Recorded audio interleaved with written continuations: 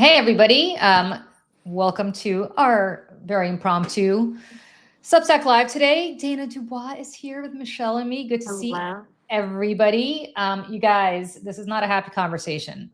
It's a conversation about what it is like being in this moment with Graham Platner as a woman, and especially as a woman in Democratic politics, which all three of us are either in or adjacent to in the case of Dana, but we're all progressives, we're all Democrats, we're all rooting for Susan Collins to lose. And not just Susan Collins, we want the Democratic Party to get back in power and stop this insanity. And yet it's been a tough couple days, weeks, months, years. Say months. I mean, this Eric Swalwell thing was pretty goddamn bad too. Yeah, of being. Oh my God! Yeah, that feels that whole thing. Ago.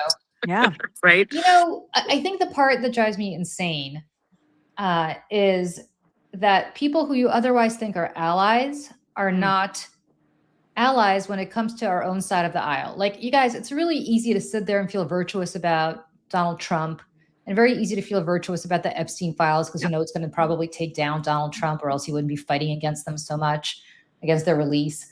And it's very easy to, laugh about Howard Lutnick pretending that he didn't know Epstein while they were hanging out on the island.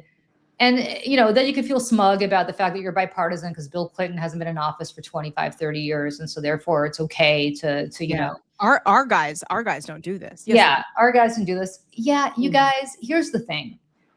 I have seen Substack after Substack of people who I respect. I mean, truly, people I really respect being like, how could I have known? I'm so sorry. I'm so sorry. Oh my God. I'm so sorry to my followers. I'm so sorry that I misled you, but who among us would have known? I'm sorry. Girls, plural, girl, and I mean G-U-R-L-S. Yeah. Right. Not girls in the patronizing sense. Are you kidding me? How many women have to come forward and tell you something before you start to believe them? And specifically, I want to talk about Lindsay Fifield, who's a Republican. Yeah. She came forward and said that this man was abusive to her, physically harmful to her. And people are like, oh, well, she's a Republican. We can't. Do you think he actually checks voter registration before doing something to you? Why do you think Republicans are making it up, but Democrats are always telling the truth? Why do you think that Democratic women like E. Jean Carroll, who are liberal, who accused Donald Trump of rape, why do you think, I'm sorry, sexual misconduct, God forbid Donald Trump sues me for saying he raped somebody. I mean, a judge said rape. A judge said so, right? So come at me. But why do you think that somebody like E. Jean Carroll is credible? But why do you think a Republican is not credible? Do you think this only happens to Democratic women? Yeah. And the one that disappointed me the most, besides Bernie Sanders, who I'll get to in a moment because he sucks especially hard on this issue. Author of rape essay of women are just dreaming and fantasizing about being raped, because by the way, Bernie Sanders did write that essay. That weird porn adjacent fiction sort of years ago. I'd almost forgotten about that. Thank you for that memory. But you guys, let me just talk about Ro Khanna for a second. Ro Khanna, who's done the Lord's work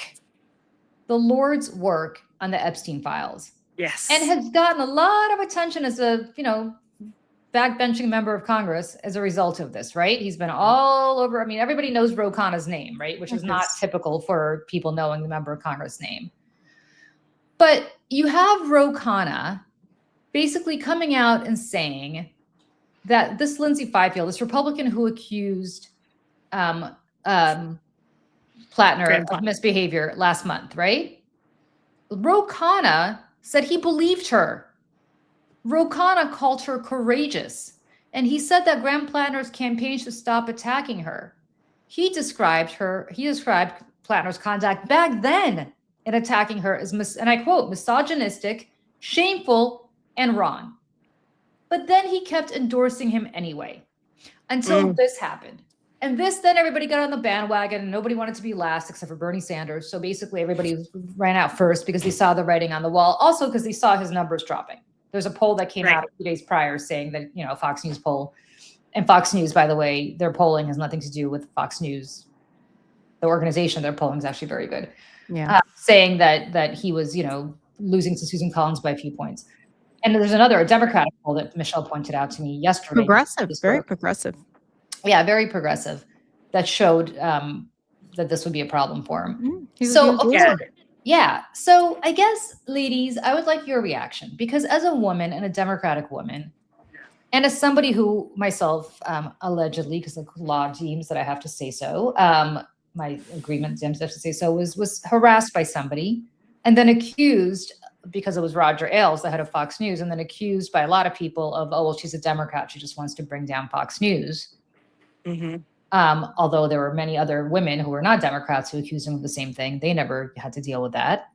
Why is it that we can't just be true to our values? And by the way, for all the people out there, Elizabeth Warren and Ro Khanna and Ruben Gallego and Bernie Sanders, who I will get to once we're more into this conversation, why is it that the first 3 or 4 women didn't count? Why is it that the Nazi tattoo didn't count? Why is it that him retweeting Stu Peters, a white nationalist neo-Nazi, didn't count? Why is it that the nearly 2,000 Reddit comments that he wrote under the name P. Hustle, where he called rural Americans, of whom there are many in Maine, racist and stupid? Why is it that when he said— And blaming women for their own sexual assaults. Yes, well, he said that— Oh, I missed those. Oh, Good, no. great, He great. said that women, quote unquote, should take some responsibility for themselves and not get so drunk. And not get so drunk that they end up having sex with someone they didn't intend to sleep with. And it turns out, friends, that the only person who was so drunk that he had sex with someone he didn't intend to have sex with, apparently, who didn't intend to have sex with him, he intended to have sex with her, was Graham Platner. Maybe he should think about rehab and not tell women to not drink so much. He said maybe rehab and not running for office. Yeah. Why don't Black people tip, he wrote.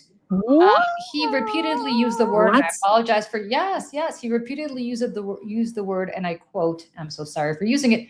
Well, I'm not going to say it. The R word, including several times on Reddit, and again, astonishingly, during his Senate campaign this year, he called something retarded. I hate that word, but I'm going to just quote it so you can see how jarring it is.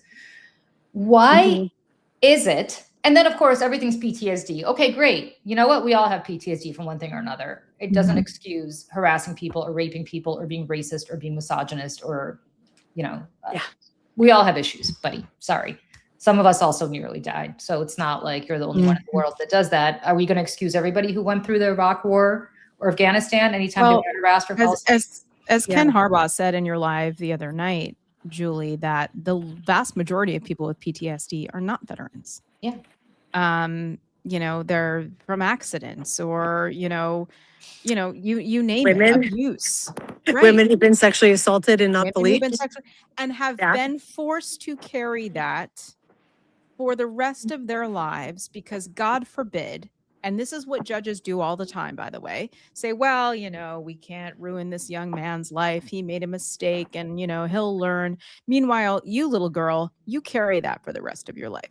Right. And I'm, and here's the thing. And if I see one more goddamn comment from women, by the way. Oh, it's women are the worst. A lot of women. Well, what about Trump? Yeah, what about him? He's a scumbag too. Probably he's king of the scumbags. Right. Sexual he's worse. Predators. He's worse. It doesn't and people are like, well, don't you want to win? Sure, I do. But you know what? That country that forces women to not only accept abuse, but in a way welcome it is not a country that I want to fight for or live in, quite frankly. What kind of country is that we're even fighting for if that's the kind of reality that women are going to continue in the year of 2026 of our Lord, continue to accept? No. And here's the thing too, and there's a great SNL skit about this where there's, a young woman and she's sitting at the bar. It was one of those shorts that they filmed, offsite. And, this guy comes up to her and she, they're in Brooklyn or something. And he's like, oh yeah, the Women's March. And she's like, yeah, really bummed about Hillary, blah, blah, blah, blah, blah. And they start talking about progressive, feminist stuff.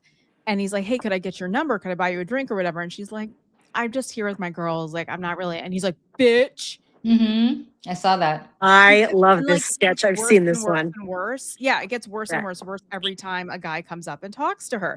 Because Yep. here's the thing.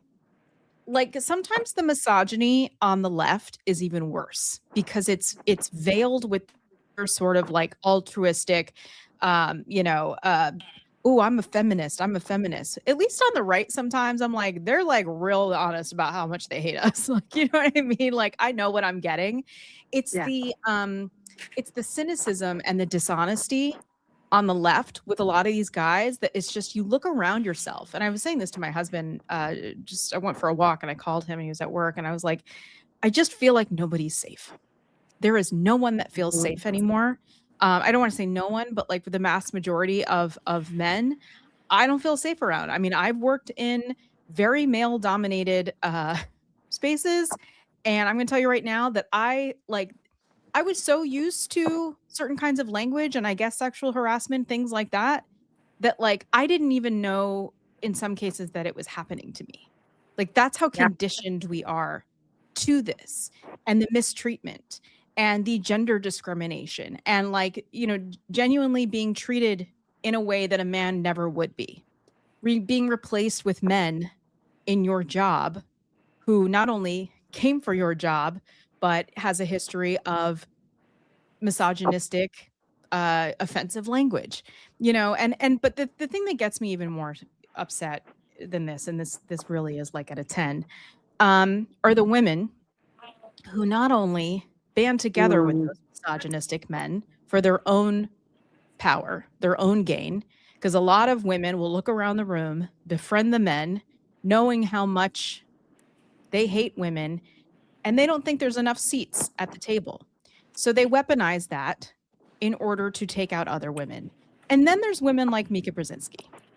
Oh, yeah. Oh. Who this morning on Morning Joe went after, I would say, my characterization, Adam Wren, who wrote the article, was a co-author of the article in Politico, of the more recent, I guess, allegations that we already knew from the New York Times, but more, detailed allegations.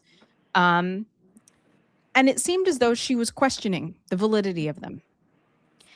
This is the same Mika Brzezinski who sat around a table during the entire 2024 election with a bunch of women talking about women in the workplace and women and abuse and how we need to do this and women. And we're going to be so screwed if Kamala Harris or Joe Biden or, whatever at point in 2024 that these panels happened, but they were constant.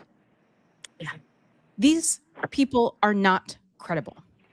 And this is where I will say, and then Dana, I will give you the floor.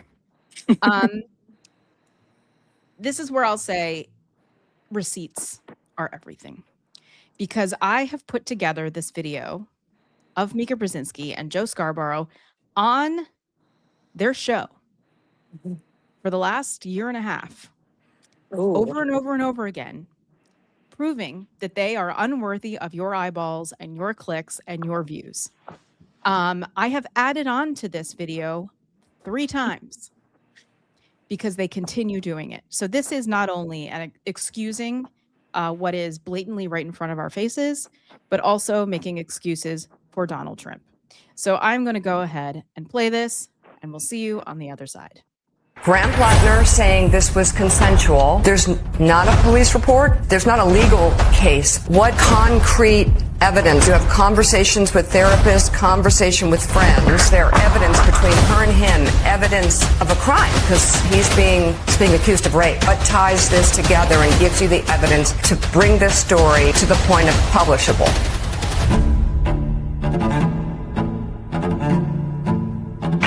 Joe and I went to Mar-a-Lago to meet personally with President-elect Trump. Now, we talked about a lot of issues, including abortion, mass deportation, threats of political retribution against political opponents, and media outlets. We talked about that a good bit. In this meeting, President Trump was tearful. He was upbeat. He seemed interested in finding common ground with Democrats on some of the most divisive issues. And for those asking why we would go speak to the president-elect during such fraught times, especially between us, I guess I would ask back, why wouldn't we? Have you had any contact with him since that meeting, the two of you? Yeah. Really? Did you have Trump back on? Yeah, it's at some point. You guys still talk? We do. Yeah, we do. I mean, we've known each other for a very long time. We talk and communicate, and I try to get insight on what's going on. I've heard from a lot of people that I respect a great deal, leaders who are really powerful, who just wanted to let me know that that was the right thing to do. I've seen, just like the very opposite happening online. You'll be smarter, and you have been over the last several weeks, because of what we talked about with Donald Trump for an hour and a half. We got information on where they're going, and I do report that, just like great reporters at the New York Times, the Washington Post, the Wall Street Journal. We don't have evidence that he took advantage of young girls with Jeffrey Epstein. Right. Just common sense be damned. I'm not saying common sense be damned. I'm saying facts. Let's look at the facts. I mean, is he in the Epstein files? He's obviously in the Epstein files. We've had reporting for some time. Donald Trump is not on Epstein's list. There's nothing in there that's really damning about Donald Trump. But you said he took advantage of young girls. You have absolutely no evidence of that.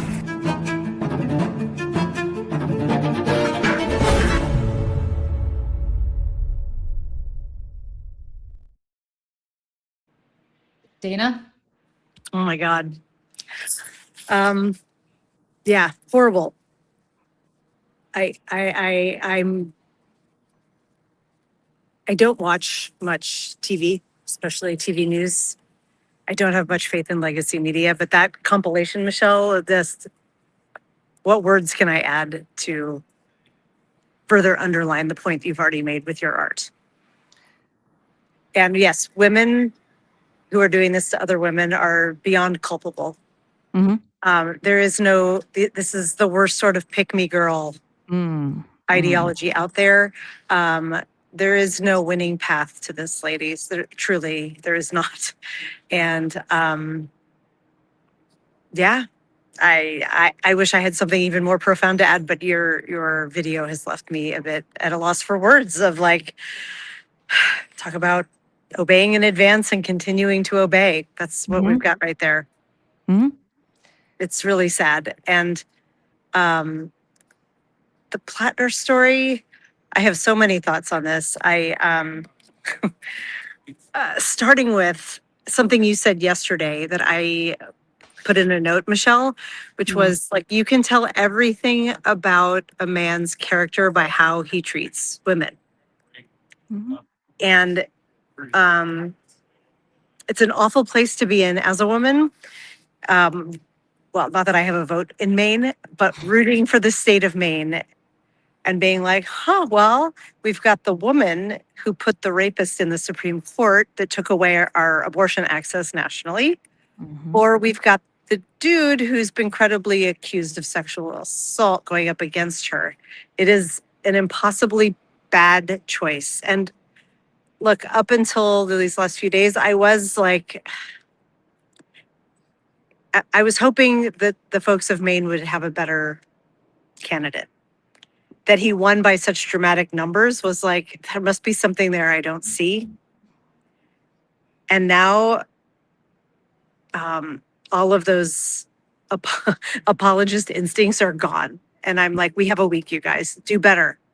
Find anybody better. Mm-hmm. Well, one of the people they're considering has some stuff and is just stop with the men. Yeah, stop with the men. Enough. But I will also say that, truly, one of the front runners they're talking about has problems of his own, not like this, but serious anger management issues. Don't love that either. Yeah, Dana, you wrote something. Well, let me set this up. Lindsay Fifield, who's the Republican in question, and I don't want to refer to her as a Republican because she happens to be Republican. It doesn't mean that what happened to her didn't happen. I also might want to add that she was a Republican when Graham Platner dated her, and apparently nobody had a problem with that. But all of a sudden, because she was abused, people are like, "Oh no, she's a Republican plant." Guys, just stop. Yeah. Anyway, she spoke to to the Washington Post. Don't blame her. The Times really screwed her by making her the lead of the story, which of course is exactly, she didn't think she was going to be the lead of that Times story. She thought that she was going to be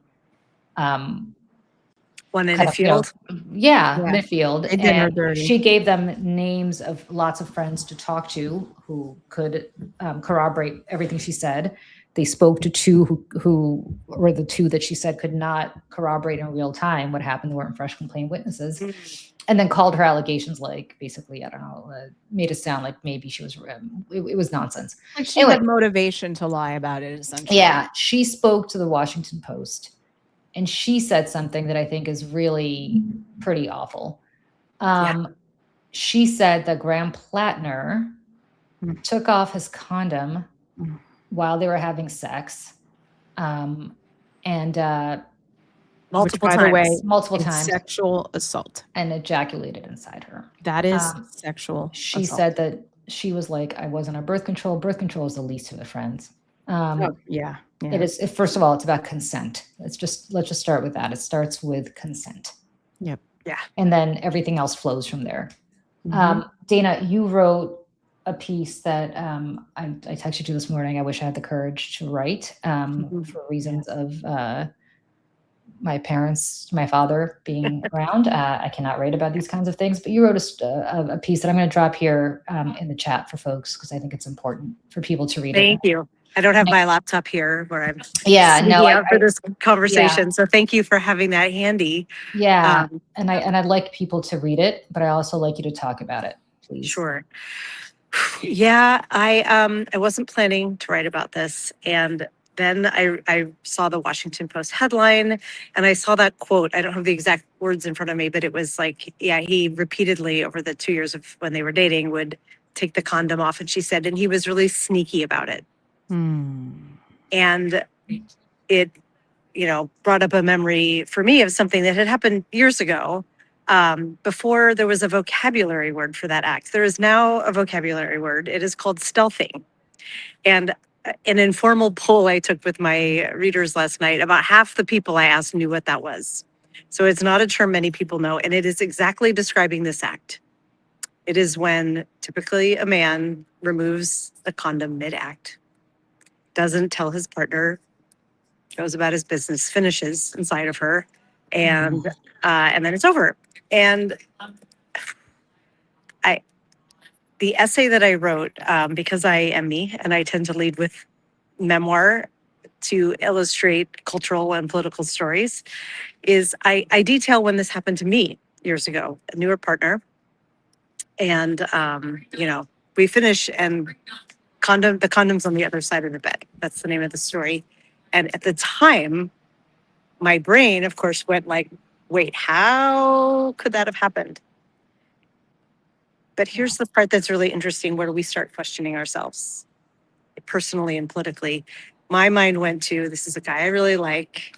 We're obviously, in my mind, it was pretty new, but it felt like we were heading towards something serious. And so I gave him a story that I also gave myself at the time to complete the narrative of like, and I made a joke. Oh, looks like we're fluid bonded now. To me, it was like, okay, well, we're obviously getting more exclusive.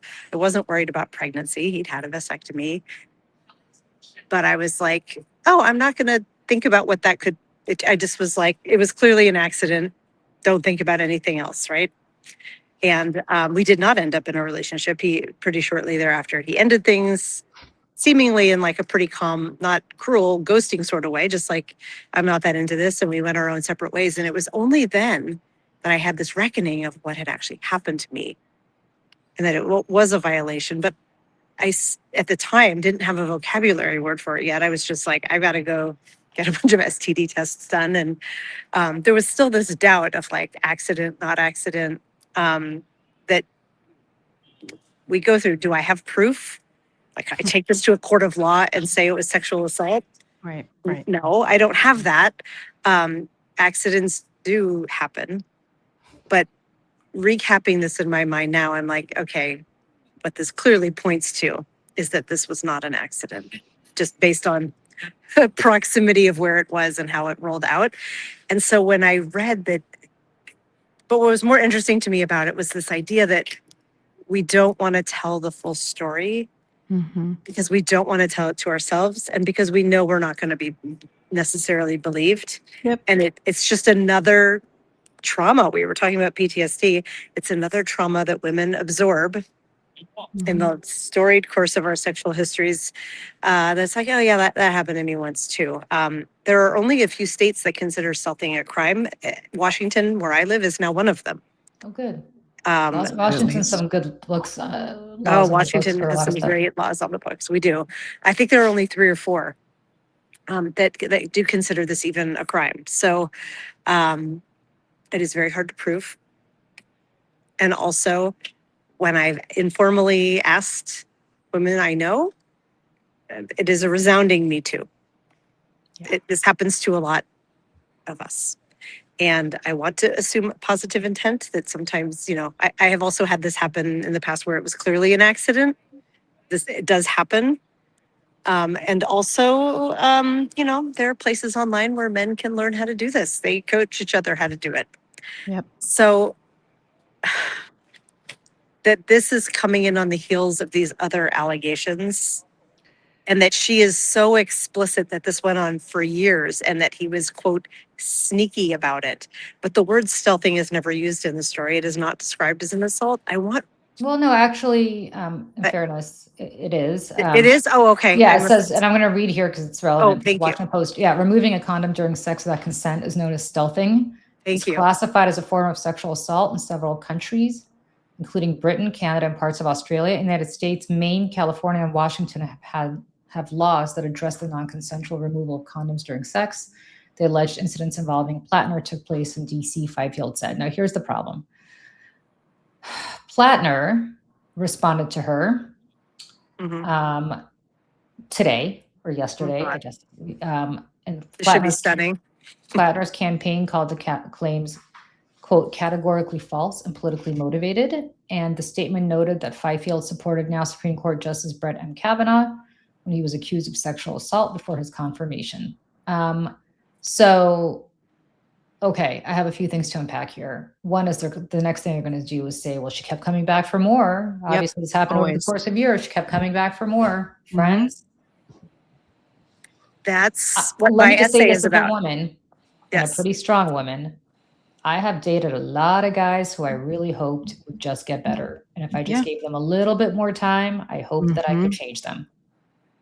So I'm going to, I defy anybody in this chat who has not been through that experience. If you have had the I don't know if self-worth is the word, but if you've had the strength to walk away after the first time some guy did something bad to you, I don't mean rape, I mean something, just mistreatment, mistreatment or something like that, then you are a better person than sell me whatever you're drinking because I want that pill. Yeah. So Julie, I don't, yeah. That's 100% what I hope this essay conveyed is how often we find ourselves chasing potential versus capacity. And especially when things are new, it is easier to tell the story to yourself and to others of like, oh, mistake, issue, oh, he was drinking. And we all accommodate a certain level of crazy if we're in a relationship, right? Everybody has their things. And this becomes part of the boiled frog thing, part of a narrative that you're like, well, I'm sunk in this far. These elements are good. This is not so good. And things that seem clearer on the other side of it are very muddled when you're emotionally invested in someone. And especially when alcohol is involved. So yeah, I read this story and I obviously not the full thing since I didn't have those details because I don't have a WAPO subscription, but because of Kamala Harris, to be clear, I used to be a subscriber. It is I so can see where she was. Well, and I don't blame her for continuing. And I do credit her for coming out now because of course she's not going to be believed. That's the other reason, right? Yeah. And you have to make peace with that, like in some way. Yeah. You know what I mean? You're like, I'm going to say this. No one's going to believe me. I have to find the courage to say it anyways. And like, honestly, just for myself, I can only speak for myself. Maybe you guys have had this experience too. I am like so triggered by not being believed. Yes. And this is comes from really bad, people around me, relationship with pathological liar who, which really led, I mean, without getting too into it, led me leaving show business just because I couldn't handle it anymore. Someone who had gone out of their way to say the most horrible things about me that were so completely false. And there was nothing I could do about it because no one believed me because they had spent so much time building some sort of narrative about me. And it felt like every room I walked into, somebody was whispering about me. And I felt like I had any control over that. And meanwhile, I mean, my quality of life, I probably was going to leave anyways, but it certainly was a catalyst, and it's why I'm so, I think the word triggered is overused, but in It's situations, accurate here, though. but it is, right? I mean, like I feel, like sometimes like I don't have control of how I react about things like that when people don't, like even my husband sometimes are like, stop it, you didn't do that. And I get like so angry. I'm like, yes, I did. Yes, I did. And he's like, whoa, calm down. And I'm like, you don't understand. The fact that you're even questioning my, my truth here, or what I'm telling you is the truth, is very upsetting to me. And this, like, all this brings all of this up, right? And I think it's, especially our gen, you guys are Gen X, I'm an elder millennial, and it's like, I feel like just the way that we grew up, and listen, I know the boomers, everybody else had it even worse. Maybe someday the young women of the world will be able to walk through some sort of utopia. But like, I mean, if you seek therapy later in life, you start to realize these things that have happened to you in your 20s, your 30s, whatever, that like were not cool, and you wonder why do I always think about that? Why do I always remember that? And it takes a therapist to really like, well, because A, B, and C. And that's why every time these things happen, and even by like Donald Trump standards, like all of like having to take this in, and I know a lot of the women in the chat who watch stuff at Mayday, and I'm sure read your beautiful writing as well, Dana, is like we all find community together in the fact that we have in some way, shape, or form experienced this in the world. And it is very, very hard to wade through this day in, day out, not just at work, not just in our social circles or going out into the world, but in the news, in the headlines, in our political space. It's everywhere. In the White House, Michelle, in the White House. Like there's a joke, like, I mean, a joke, sort of, not joke, ask a woman if she's alone in the woods, would she rather run into a bear or a man? Most women will pick bear because the chance of something awful happening to them is much less. And that is real. It's not a joke. Yeah. Not a trope. No, not at all. Not at all. Then I just today had a man in a comment thread say something about like, this whole man and bear thing is just dumb and just further proof women can't think. And I was just like, okay. Don't believe me again. And it's why my writing publication is called I Write Out Loud. It's because I just hit a point where it's like, if it's happened to me, it's probably happened to a lot of other people. And let's not be protecting usually men, but bad behavior. Let me tell you guys, whatever it is. Let me tell you guys a surprising story. And I don't know, Michelle, whether I've told you the story offline, maybe, but I don't think I've ever talked about it publicly. Maybe, I don't know. The day after I filed my Fox News lawsuit against Roger Ailes and Fox News, and named Roger Ailes' successor in it, and him as well. So who was then running the network because Ailes was already gone. I still had a few months left on my contract, and I had to go back to work.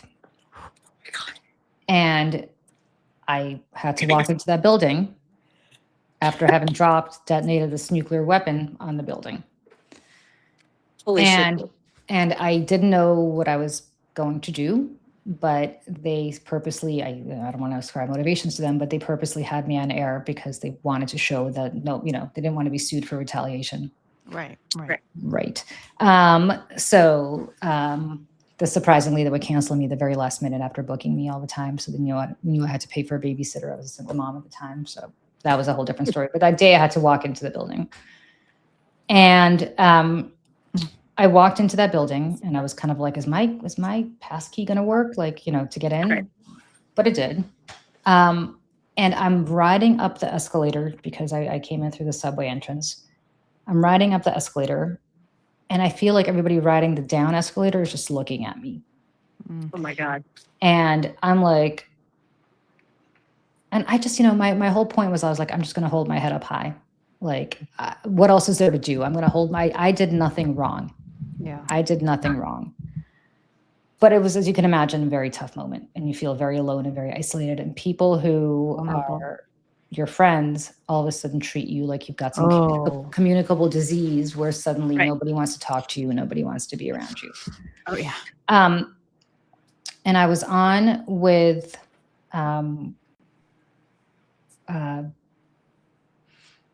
somebody who's an anchor now. And I said to her, I'm so sorry that you have to be the one who's on with me today. And she was wonderful. And she said, good. Yeah, she was wonderful. And then the person who was anchoring the show, who now is a very big anchor there, whose name I don't want to mention because I don't want to get her in trouble, passed me a note as we're sitting down. And she said to me, you are not alone. And you're not the only one this happened to. And I looked at the note. That gave me chills. And I looked at the note and I handed it back to her because I didn't want anybody to find it. I wanted her to just get rid of it as she wanted. Yeah.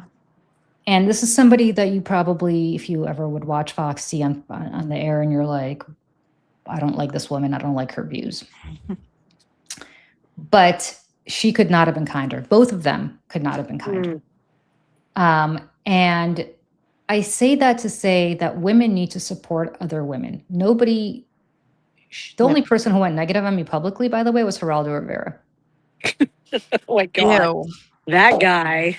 Yeah. I haven't heard that name in a long time. Geraldo, who I ran into at CNN a couple of years ago, was like, hey, Jules, what have you been up to? Oh, I'll tell you what I haven't been up to, you complete and utter scumbag. Get out of my But yeah. face, little man. Jules. Yeah, Jules, it's been so long. I haven't seen you around. I'm like, Geraldo, okay. I wonder why. But anyway, the point is, most people treated me like I had the plague, but there were people out there who were, and I've never forgotten them. And I don't think you ever forget the people who are good to you.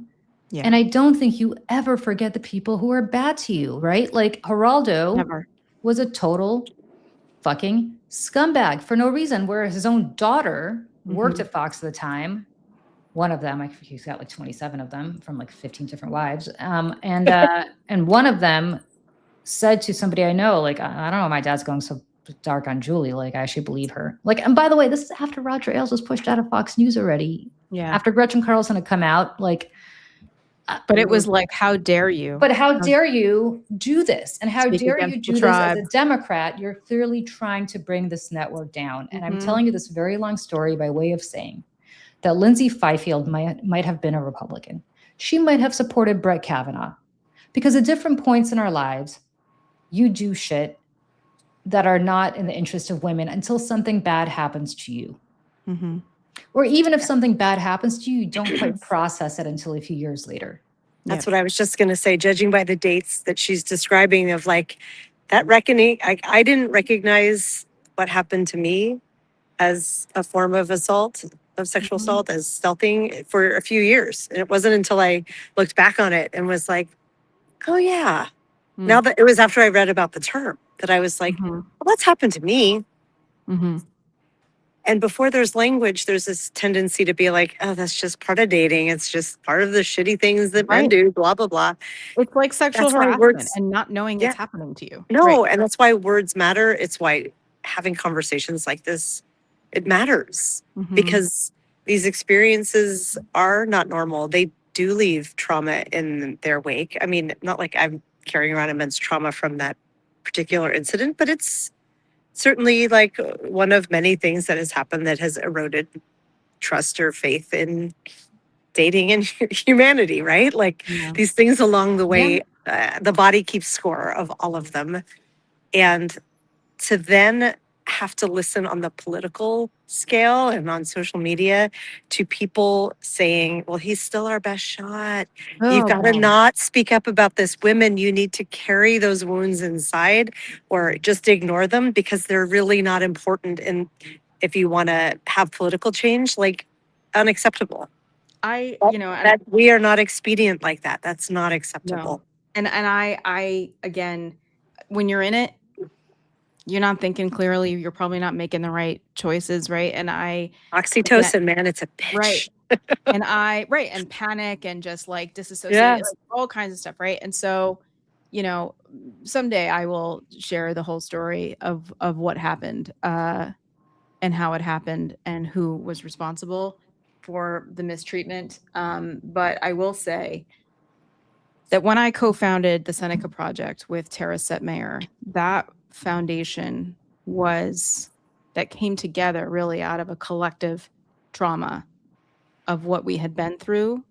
And Tara was that older woman who I worked with who had a senior leadership position, who spoke up for me and stuck up for me. And, Tara and I don't get to work together anymore because, by the way, shocking, very hard to run a women's organization because no one wants to give any money to it. And so, there just wasn't enough resources for me to stay and also do this. But I will change say, that.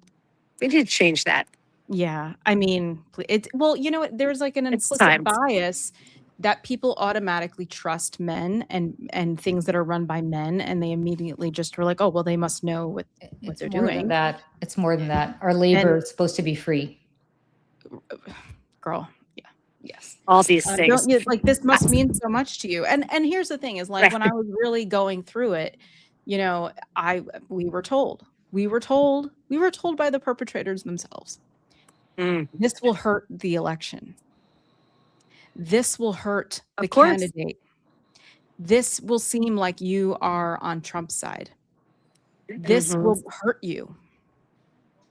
And don't do things that get that sort of impression. Did I not do the right thing? I don't know. I might not ever know, but I was told those things. It sucks, Michelle, for them to call that into question and that makes me so indignant on your behalf. And I was like, and the whole weight of the world was on. I was like, what am I supposed to do? So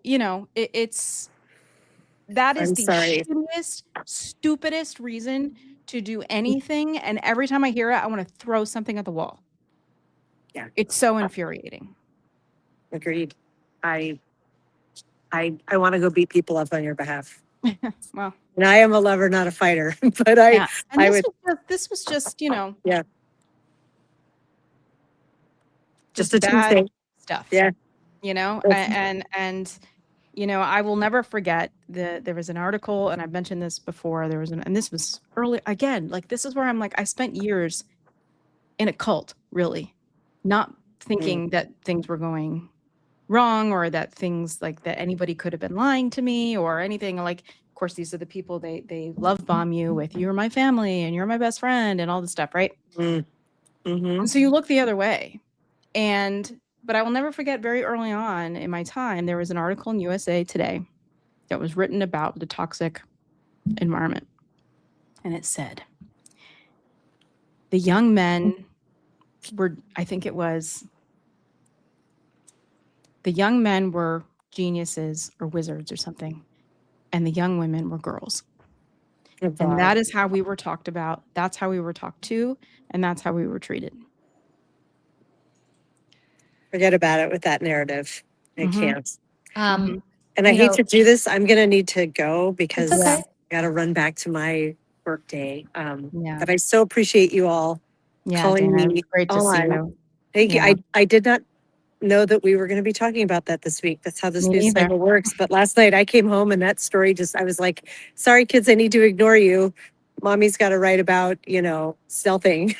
Yeah, I right. love they have that relationship with your girls. That's I know, awesome. me too. How Well, I great is didn't that? actually say mommy's writing about. Yeah. I don't call myself mommy. And I didn't specifically say what I was writing about. And I don't think they don't read what I write. Yeah. But yeah, it was like, I think we're all feeling this like just pit in the stomach of like, it's very nuanced of like, yeah, I want Susan Collins to lose. Like Hey, desperately want her to lose. I, What do we do? I have the perfect solution to this problem. Oh, let's hear it.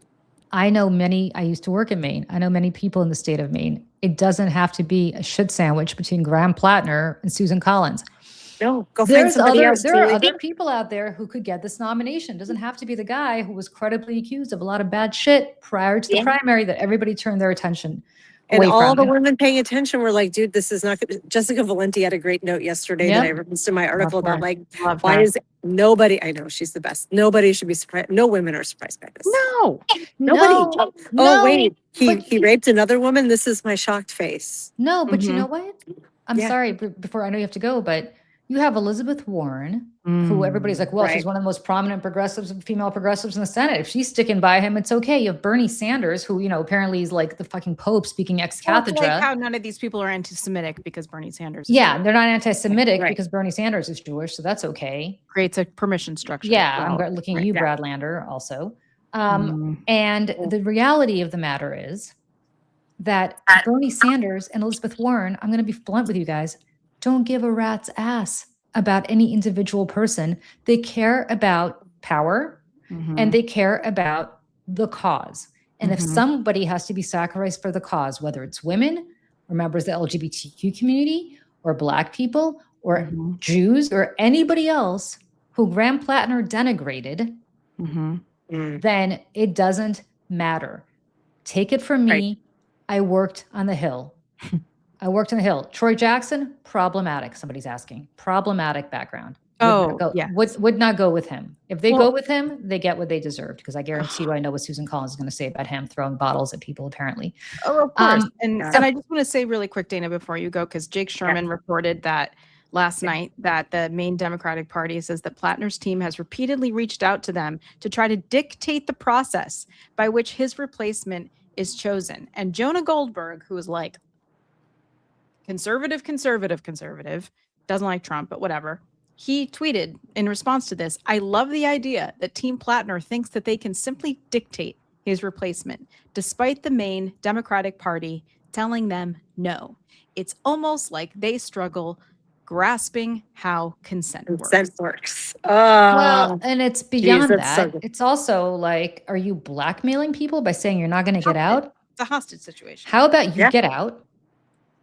And then people will clean up the mess that you created. Yeah. Right. But I will also, how dare that guy run knowing he had all of. I want to talk, and I know you have to go, Dana, and I know we have to go in about 5 minutes also, Michelle. So Dana, if you have to go, I do. We will bid you goodbye. Thank you. Go back to work. But we'll see you on Saturday. We'll see you Saturday. But I'll say this for folks. Somebody here mentioned Darvo, and I don't know that most people know what Darvo is, but I think it's a very important thing. I actually know it from my nonprofit work. There's a woman named Jennifer Fried who we should have on the show. I know her well. Who created an acronym called Darvo. She's a psychologist. She was at Stanford, I believe, and University of Oregon. I can't remember where she is now, but it's an acronym. And once I explain it to you, I don't have to explain it. You will viscerally, Michelle, know exactly what I'm talking about. Darvo stands for Deny, Attack, and Reverse Victim and Offender. Girl. Deny, the offender denies that the abuse or wrongdoing ever occurred. Attack, the offender attacks the person confronting them, often in questioning their character, sanity, or motives. Reverse victim and offender, the offender twists the narrative so that they are the victim of the situation while framing the true victim as the actual aggressor. Friends, how many of you have been Darvoed over the course of your life? Michelle, you and I have never even used the word Darvo, and I guarantee you, Darvo the shit out of Darvo. You have been Darvoed 100 times. All of us have.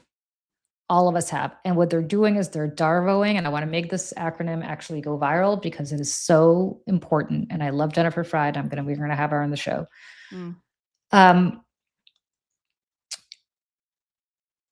Lindsay Fifield, this Republican, was darvoed. She's the offender. She supported Brett Kavanaugh. This never happened, but she has motivation. How dare she? Right? She's the offender. Yeah. This You should woman, feel bad for me. according to I'm the Mika, victim. according to Mika Brzezinski, what evidence do you have that this rape happened? Well, I don't fucking know, Mika. She'd gotten a rape kit the next day. Guess what would have happened? They would have said it was consensual and that she had consensual sex with him, and that's why there's DNA evidence. This happens all the time. This is why only 2% of all rapes ever get prosecuted, and of that 2%, a minuscule amount get convicted. It is the most impossible crime to prosecute, for the very reason that it is impossible for people to ever prove that this was done against their will for the most part, unless you're a child. And even then. And even then, it's, oh, she was a slutty little girl. Like, do you know what I mean? Like, they'll find a way. There was. Or he didn't know. Wait, she told him that she was 18. How was he to know she was only 15? Right. There was a very big story. This happened in my hometown a number of years ago. There was a bus driver who was, I believe, arrested for statutory rape for having sex with a girl who rode on the school bus. And this was a big to-do. The story went national because the judge that was in charge of this, like, dropped the charges or whatever, and said basically, like, or like he didn't know, or she was, said something, the whole thing was so ridiculous. And I will never forget, because again, this is my hometown. Going on Facebook or whatever it was, being like, y'all should let the judge know how you feel about this. And because he is a public official, and put, like, the phone number to his office to call him, whatever. And people went crazy, because again, this one is a national story. People went crazy, apparently, like threatening him, threatening his family, which no one should be doing that. And his wife called my uncle and yelled at him, saying, "Who's your niece? She needs to shut up. She's putting like threatening me via my family." This public official's wife. I'll never forget it. And like, because all of this is fine. Do you know what I mean? Like, this adult man who is in a position of power, driving a school bus, had sex with a child, and people were reasonably upset about it. And if people are interested in knowing what this was, it was in Watertown, New York. You can go look it up. It happened. And,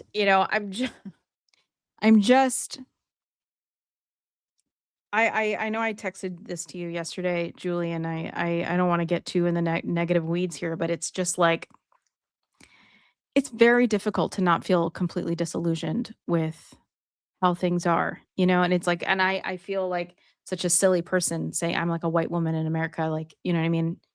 I have it pretty good in comparison to a lot of people who, fall victim to a lot worse things. But man, it's really hard as a practitioner in this space to continue on, not only in the realities of what this administration is doing, what they represent, how they're chipping away at our rights, but also the people who are supposed to be fighting alongside with you are sometimes awful and sometimes also monsters in their own right. And it's pretty bad. It's pretty bad. And this Darvo thing, man, I was just thinking about your experience with Murphy and the things that they tried to do we to could you. do a whole separate, story on that. Of Well, but that's a disparaging very good example. that I didn't do, and theft.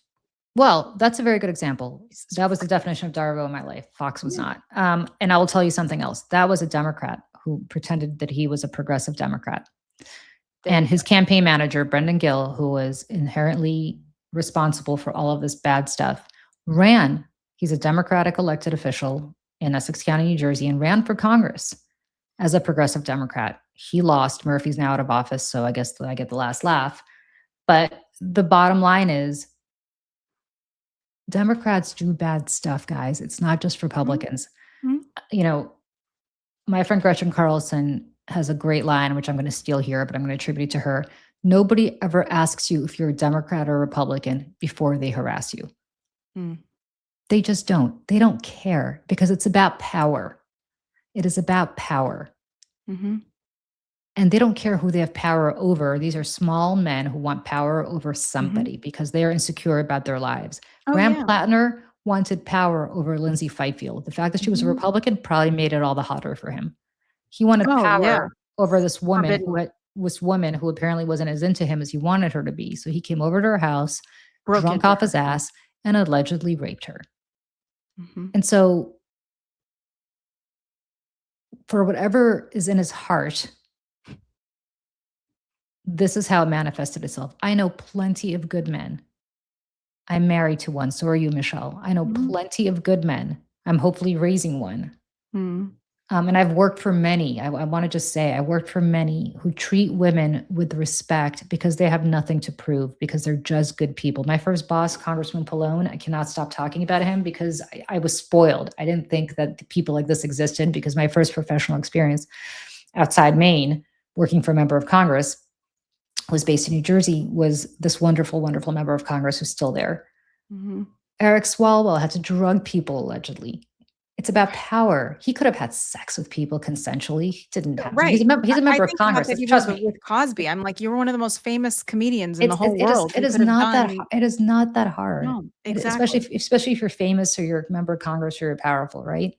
Yeah. But they did it because they wanted power, and that has nothing to do.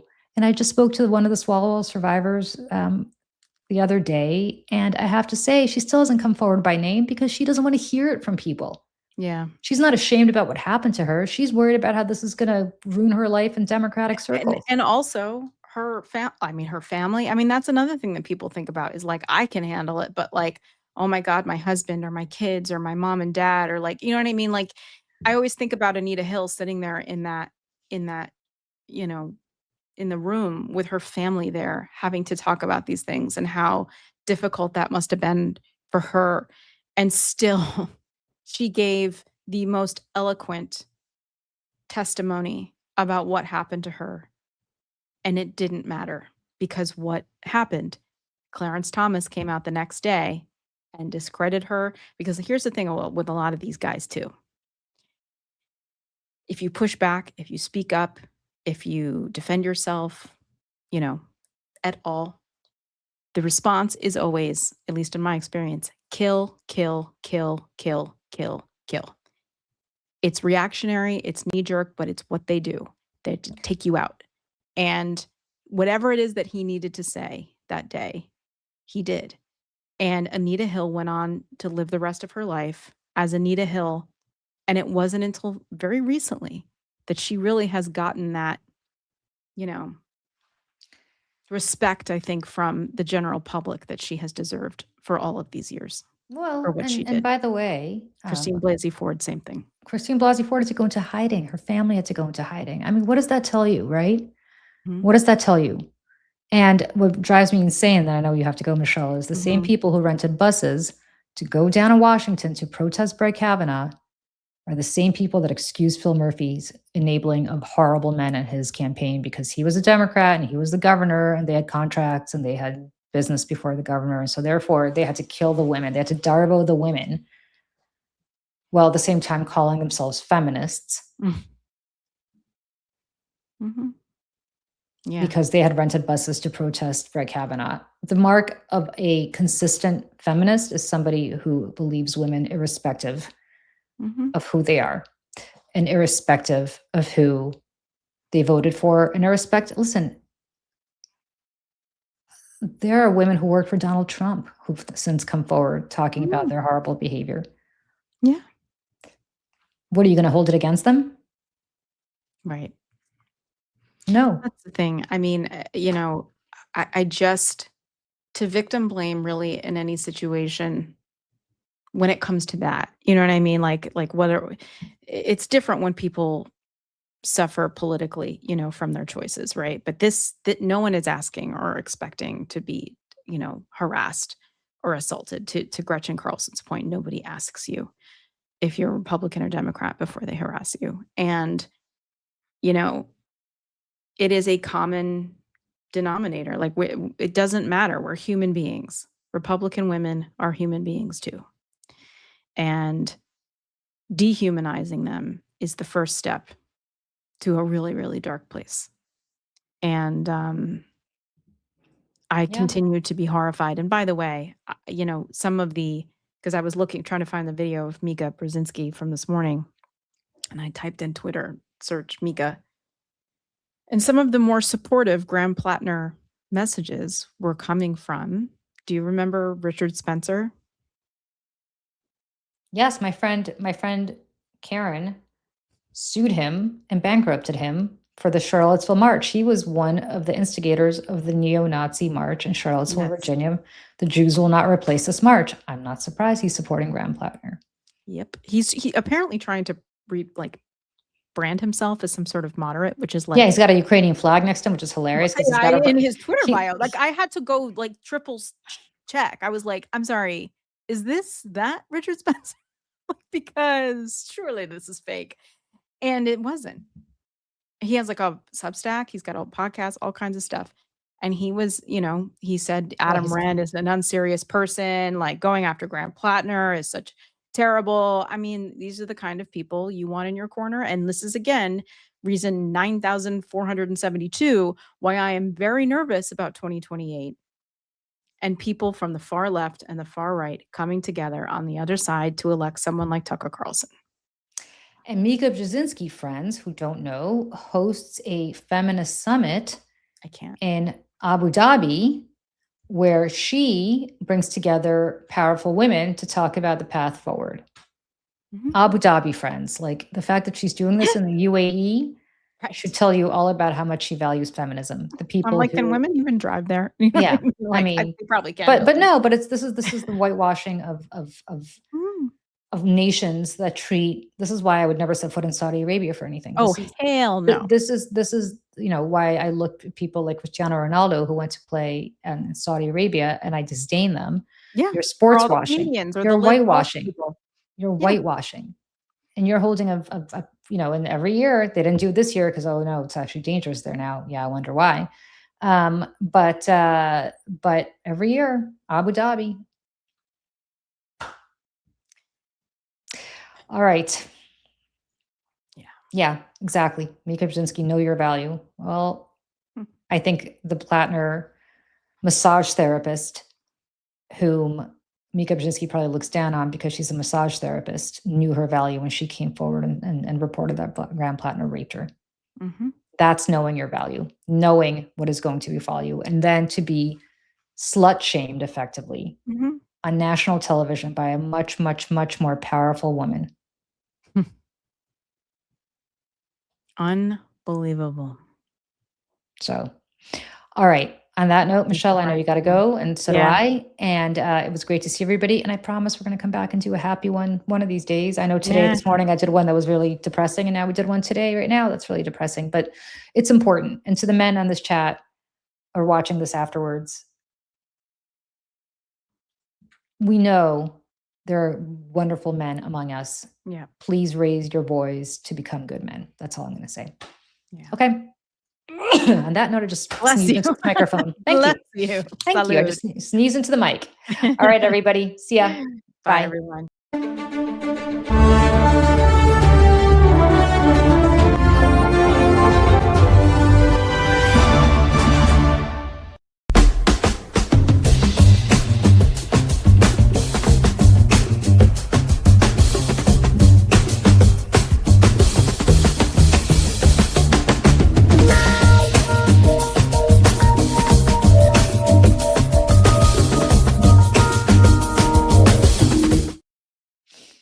Don't you have your therapist?